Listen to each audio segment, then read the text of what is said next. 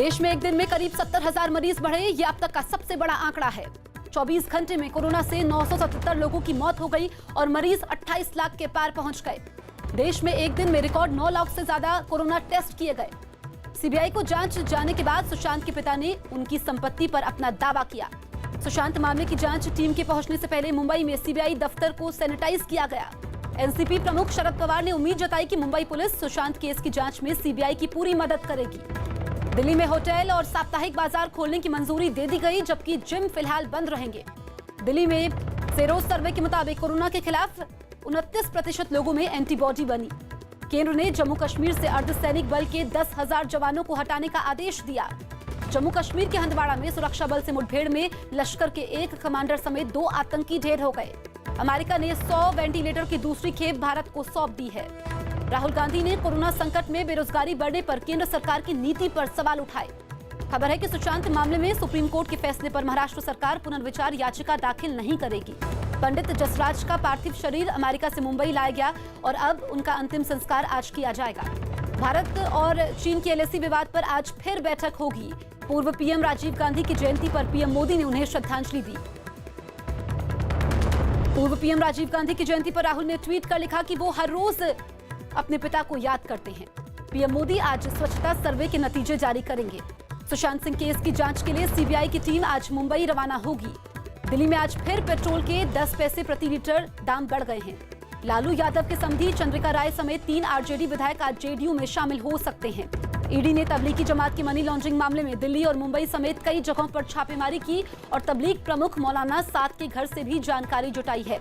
लखनऊ में आज से शुरू होने वाले विधानसभा सत्र से पहले स्पीकर ने सभी दलों के साथ एक बैठक की। दिल्ली के पश्चिम बिहार में बारिश की वजह से एक मकान गिर गया, जिसमें 3 लोग घायल हो गए।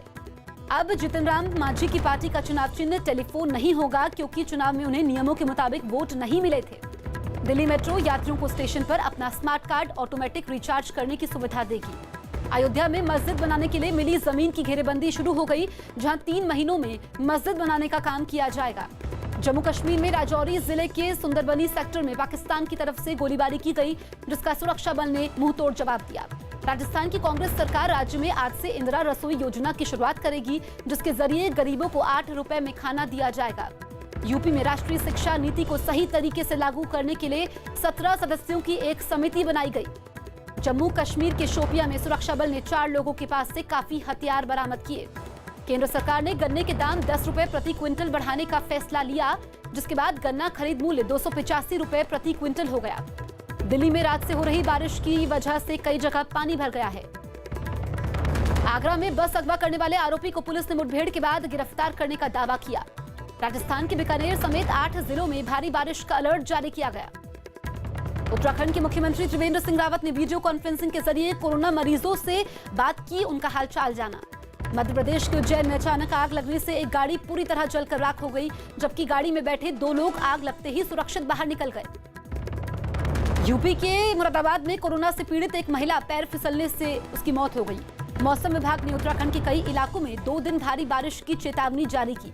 समाजवादी पार्टी के नेता मुलायम सिंह यादव को तबीयत में सुधार के बाद अस्पताल से छुट्टी मिल गई। उन्हें कुछ दिन पहले लखनऊ के एक अस्पताल में भर्ती करवाया गया था। मध्य प्रदेश के धार में एक मजदूर अपने बेटे को परीक्षा दिलवाने साइकिल से 85 किलोमीटर दूर बने परीक्षा केंद्र तक ले गया। लखनऊ कलेक्ट्रेट में कई कर्मचारी कोरोना पॉजिटिव मिले, जिसके बाद कलेक्ट्रेट को 2 दिनों के लिए बंद करवा दिया गया। बीएसपी मध्य प्रदेश में विधानसभा की 27 सीटों पर होने वाले उपचुनाव में सभी सीटों पर अपने उम्मीदवार उतारेगी। राजस्थान सरकार जल्द सहकारी संस्थाओं में 1000 पदों पर भर्ती प्रक्रिया शुरू करेगी। यूपी के मंत्री चौधरी उदयभान सिंह की कोरोना रिपोर्ट पॉजिटिव आई, जिसके बाद उन्हें पीजीआई लखनऊ में भर्ती करवाया गया। इंडिगो एयरलाइंस 26 अगस्त से भोपाल और लखनऊ के बीच फिर विमान सेवा शुरू करेगी। यूपी के एटा में एक बस हादसे में 30 लोग घायल हो गए। झांसी रेलवे स्टेशन पर आरपीएफ की सिपाही ने एक महिला की डिलीवरी करवाई। आगरा में एक महिला डॉक्टर की हत्या का आरोप उसके ही दोस्त पर लगा। जम्मू कश्मीर में सुरक्षा बल ने मुठभेड़ में एक आतंकवादी को मार गिराया। यूपी के मंत्री मोहसिन रजा ने शिया वक्फ बोर्ड के पूर्व चेयरमैन वसीम रिजवी के खिलाफ लखनऊ में मानहानि का केस दर्ज करवाया। मध्य प्रदेश में पिछली कमलनाथ सरकार में बीजेपी नेताओं और कार्यकर्ताओं पर दर्ज मुकदमे वापस लिए जाएंगे। हरियाणा में रोहतक पुलिस ने ठगी के आरोप में 2 महिलाओं को पकड़ लिया। केरल सरकार ने कोरोना के खतरे की वजह से सड़क किनारे मछलियां बेचने पर फिर रोक लगा दी। मौसम विभाग ने मुंबई समेत आसपास के इलाकों में शनिवार और रविवार को भारी बारिश का अलर्ट जारी किया। कोलकाता में पुलिस ने पैसों के लेन देन के मामले में बीजेपी सांसद अर्जुन सिंह के दफ्तर पर छापेमारी की। महाराष्ट्र में पिछले 24 घंटे में 265 पुलिस वालों की कोरोना रिपोर्ट पॉजिटिव आई, जबकि एक पुलिस वाले की इस बीमारी से मौत हो गई। पश्चिम बंगाल में पिछले 24 घंटों में कोरोना के 3169 नए मामले सामने आए, जबकि 53 लोगों की मौत हुई। उत्तराखंड के हेमकुंड साहिब के कपाट 4 सितंबर को श्रद्धालुओं के लिए खुलेंगे। महाराष्ट्र सरकार ने एक जिले से दूसरे जिले में बस चलाने की मंजूरी दे दी। मणिपुर में कांग्रेस से इस्तीफा देने वाले 5 विधायक दिल्ली में बीजेपी में शामिल हो गए। झारखंड के स्वास्थ्य मंत्री बन्ना गुप्ता की कोरोना रिपोर्ट पॉजिटिव आई, जिसके बाद उन्होंने खुद को क्वारंटीन कर लिया। त्रिपुरा के अगरतला से काफी नशीला पदार्थ और नकदी बरामद की गई है। महाराष्ट्र सरकार ने जरूरी इंतजामों के साथ बुजुर्ग कलाकारों को भी शूटिंग की इजाजत दे दी। केंद्र सरकार ने जल जीवन मिशन के तहत श्रीनगर में हर घर तक पाइपलाइन के जरिए पीने का पानी पहुंचाने का काम पूरा कर लिया।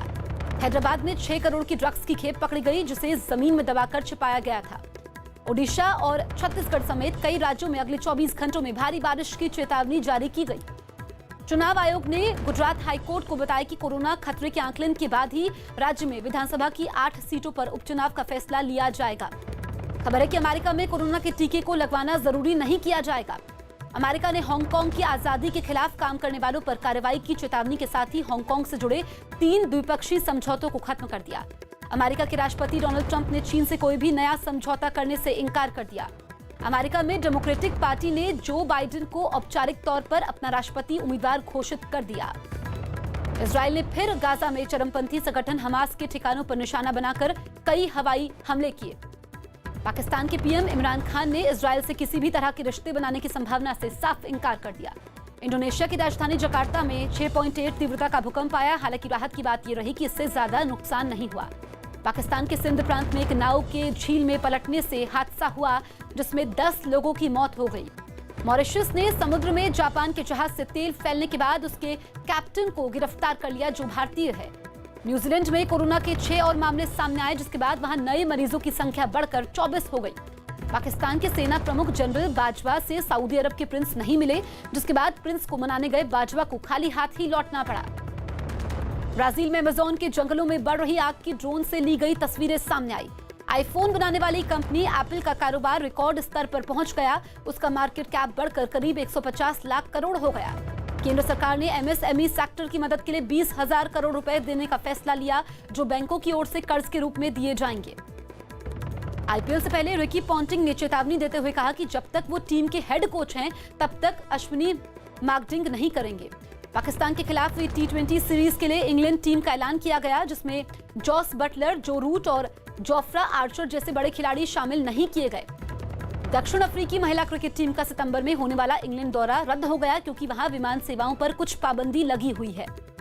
पाकिस्तान के पूर्व ऑलराउंडर अजहर महमूद को इंग्लैंड ने अपने कोचिंग स्टाफ में शामिल कर दिया और अब वो गेंदबाजी कोच की मदद करेंगे। फ्रांस में कुछ टीमों के कर्मचारियों में कोरोना के लक्षण मिले, जिसके बाद वहां की घरेलू फुटबॉल लीग का पहला मैच टल गया। चैंपियंस लीग में फुटबॉल क्लब पीएसजी ने आरबी लाइपजिग को 3-0 से हरा दिया और पहली बार फाइनल में जगह बनाई। बार्सिलोना ने चैंपियंस लीग से बाहर होने के बाद रोनाल्ड कुमन को अपना नया कोच बनाया। इस बार 8 पैरा एथलीटों को खेल पुरस्कार देने की सिफारिश की गई है।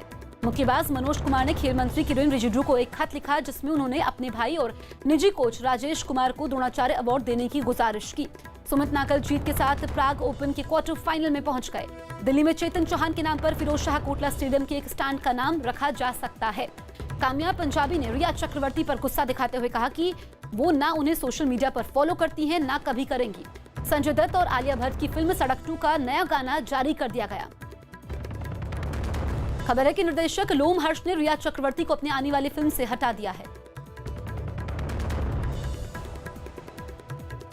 कैंसर से जूझ रहे संजय दत्त का मुंबई के कोकिलाबेन अस्पताल में इलाज जारी है। चेन्नई में ट्रांसजेंडर समुदाय के कुछ लोगों ने गायक बाला सुब्रमण्यम के जल्द ठीक होने के लिए अस्पताल के बाहर प्रार्थना की। मिस वर्ल्ड मानुषी छिल्लर जल्द विकी कौशल के साथ कॉमेडी फिल्म करेंगी। नवंबर में भाइयों की शादी से पहले कंगना ने एक पुरानी तस्वीर शेयर कर बचपन की यादें ताजा की।